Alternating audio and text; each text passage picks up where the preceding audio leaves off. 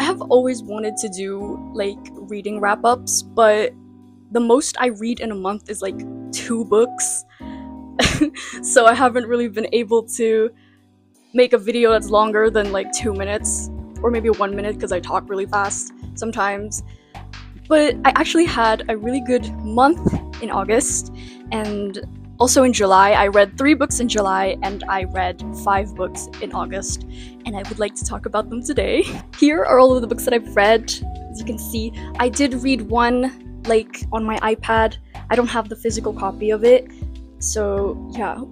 Alright, so the first book that I read in July is Lights Out by Navissa Allen, and it is this comedy dark romance, I would say. It basically follows a trauma nurse named Allie, and she like follows this guy on social media, and he does thirst traps with like a mask on. And the guy later finds out that they actually know each other in real life, so he like breaks into her home and puts cameras around in her house. And then stalks her. But yeah, this book was actually really funny. I love books that are self-aware, and it was very self-aware. Like, I think the book knew how ridiculous it was. And I was just laughing. Like, the humor in this book was definitely like my cup of tea. I enjoyed it very much, and I gave it, I think, 3.5 stars. I didn't really enjoy the plot. It was more so just the characters that carried the book for me. So yeah. The next book that I read, I don't have the physical copy of it, and it's Deviant King by Rena Kent. And it's the second book of the Royal Elite series. I read the first one. It was alright. The second one was also alright. There was nothing really too special about it, in my opinion. It was pretty alright. It was okay. Standard dark romance book, to be honest. The only reason why I'm reading the series is because I want to get to the second to last book, which is Ronan and Teal's book. That's legit the only reason why I'm reading this, alright? I just want to read about them, but I think you're supposed to read the other books beforehand to like fully immerse yourself into the world. So yeah, I gave that book as well 3 stars. It was alright. The next book that I read, this was actually really good, and I enjoyed it quite a bit. It's a gothic romantasy, I would say, and it's One Dark Window by Rachel Gillig. The book basically follows Elspeth, and she is, I would say, cursed with this power where she could locate cards, which is part of the power system in the book, and her town is basically, cursed with this mist, and in order to cure the town from this mist, she needs to collect all 12 cards, and she meets this highwayman called Ravin, who asks for her help to locate all of the cards so that they can free the town. I really enjoyed this book. I gave it 4 stars. The next book that I read is Little Stranger by Leigh Rivers, and it's, oh my god, I don't even know where to start with this book. I did not like it. I'm just gonna start off by saying that I did not like it.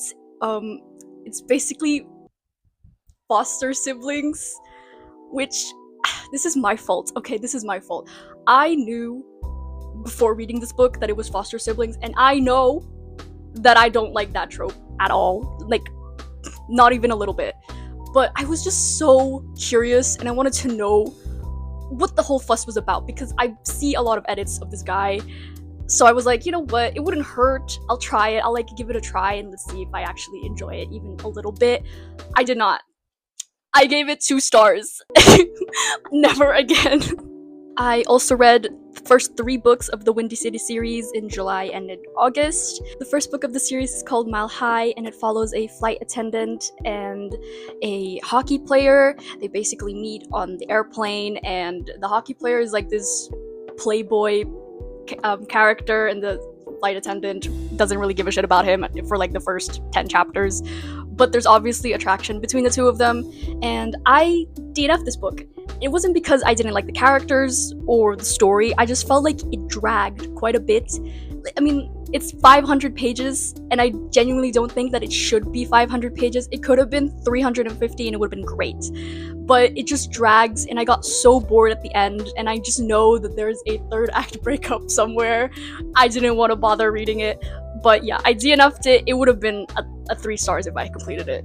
Now, The next book is called The Right Move, and I enjoyed this book a lot. I think I gave it 5 stars. It was just so much better. This one is about a basketball player and the friend of the stewardess. She just broke up with her boyfriend. Her boyfriend was cheating on her. She needed a place to stay while, she was like saving money to buy her own place. And the main character from the other book basically said, "You can live with my brother." And her brother was like, "Okay, fine, I'll let her live in my place for a bit." And that's pretty much the whole story. Oh, and also, it has fake dating. The guy basically needs a date because his coach is telling him that he's too serious and he doesn't understand family values or something like that. So he asked her if she could be his fake girlfriend. It was just, I love it. I love fake dating. Fake dating is one of my favorite tropes, like, ever. I love it more than enemies to lovers, I'm gonna say that. So yeah, this book, I tabbed it so much. I don't think I've tabbed a book this much in this year. It was just so much fun to follow. The next book is Caught Up, and it's baseball this time. It's this famous baseball player who is a single dad, and he is very strict around his son. Like, he doesn't let anybody near his son, and he fires nannies all the time. Like, they don't even last for 3 weeks. He fires them immediately whenever they do something wrong. And his coach is pretty much fed up, and he's like, "You can't keep firing these guys. Like, you need to have a nanny for your kid." And so he asks her daughter if she could babysit his son, and that's the story. She babysits his son, and she stays pretty close to him, and they form this cute little bond together. I did like this. I gave it 4 stars. I also just haven't read a single dad trope, so I was really, really excited to read this, and it paid off. I really did love the book. Okay, and then I read this series. I still don't know the name of the series, but the first book is called This Woven Kingdom, and the second book is These Infinite Threads, and it's by Tahereh Mafi. The first book, it does start off very slow, but I think it pays off at the end. It focuses more on the characters, the separate characters before they meet. I mean, the book was fun. I enjoyed it. I think I gave it 4 stars. Or 3. I genuinely can't remember. I think I gave it 4 because I really like the FMC. She's very soft-spoken and sweet, and I'm just so used to FMCs being so rough and hard, and they want to be fighters all the time, and I really appreciate when an FMC is very sweet and gentle and very caring and empathetic. This second one, I'm gonna be real, the plot is a bit stale. Nothing really happens in this book. It was just vibes, just pure vibes, but I enjoyed the vibes. The vibes were good. This book was basically just Alize and Cyrus making lovey-dovey eyes at each other, and then Kamran was just crashing out in his kingdom. He was just overstimulated with everything that was happening. I felt kind of bad, I'm not gonna lie. But yeah, there's no plot in this. It's just character stuff, character development, and I think it's trying to set up the third book. At least I'm hoping that there's more plot in the third book.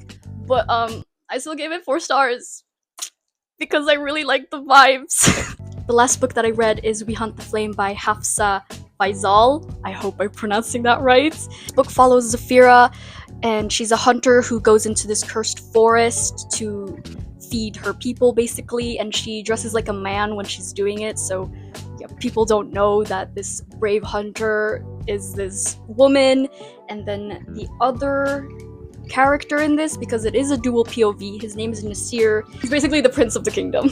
So Zafira is sent on a mission to try to collect this lost artifact to restore magic in the world, and the son is sent by his father to try and kill the hunter, because everybody knows who she is. Everyone knows that there's this hunter in the cursed forest that's killing people and hunting animals and stuff like that, and they want her gone. So he sends her away to try to kill her, basically. And the two of them meet on this mission, It's very slow burn, I would say. I don't really think this is much of a romantasy. But there is romance in it. So yeah, but it only happens at like the end of the book. It's very medium paced. Like it's fast paced at the beginning, but then it slows down quite a bit, and I gave it 3 stars. It was not my favorite read, but I still really enjoyed the world and the characters. So yeah, those are all of the books that I read in July and in August. I'm currently reading Catabasis by R.F. Kuang right now, and I'm 160 pages in. I really enjoy it. Dark Academia in autumn, just, it hits different. So yeah, thank you for watching.